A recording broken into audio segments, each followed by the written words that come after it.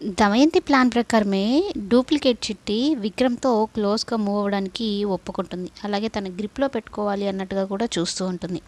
అయితే దమయంతిని ఈ డూప్లికేట్ చిట్టి ఒక క్వెషన్ అడుగుతుంది. ఎందుకండి ఇవన్నీ చేస్తున్నారు? ఆ చిట్టి ఉందా లేదా అసలు?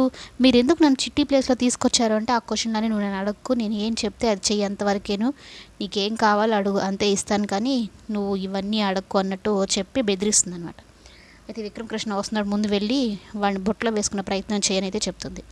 అయితే ఇక వయ్యారాలు పోతూ, బావా నన్ను బయటికి తీసుకెళ్ళొచ్చు కదా అంటూ ఈ సుందరి అడుగుతుంది. అలా బావా అని పిలిచేసరికి ఈయన డ్యూటీకి వెళ్ళేది కూడా ఆపేసి ఇక తనని రెస్టారెంట్కి తీసుకొని వెళ్తాడు.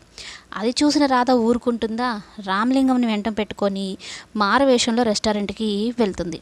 వెళ్ళింది ఏమన్నా ఊరుకుంటుందా అంటే, వాళ్ళిద్దరిని మాట్లాడనీయకుండా చేయడానికి కోసం వేడి వేడి సాంబార్ తీసుకొచ్చి విక్రమ్ మీద పోసేస్తుంది. ఇక కాలిపోయి ఆ ప్యాంట్ వేసుకొని రాలేక ఇంటికి ఒక పేపర్లు చుట్టుకొని వస్తాడనమాట విక్రమ్. అది చూసి వాళ్ళందరూ ఏమంటారంటే, ఏంద్ర ఈ అవతారం అని చెప్పి అందరూ నవ్వుకుంటారు. రాధ కూడా మరలా ఏం తెలియనట్టుగా గుడికి వెళ్ళి అప్పుడే వచ్చినట్టుగా చూస్తూ, ఏంటి ఇది ఎంత అన్నట్టు తనని కామెంట్ చేస్తూ ఉంటుంది.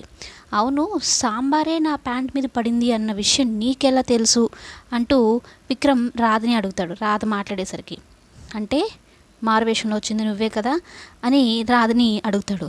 అయ్యో, నోటి దూలతో నేనే చెప్పేసుకున్నానా ఏంటి అంటూ రాధ కంగారు పడిపోతుంది. నిజం చెప్పు, చిట్టి నేను కలుసుకోకూడదని, మాట్లాడుకోకూడదని ఇదంతా నువ్వే చేసావు కదా అంటూ విక్రమ్ అడిగేసరికి, నాకేం పాపం తెలుసు, నాకే పాపం తెలియదు, నేను గుడికెళ్ళి ఇంటికి తిన్నగా వచ్చానన్నట్టు చెప్తూ ఉంటే విక్రమ్ మాత్రం అసలు విషయం తెలుసుకుంటాడు.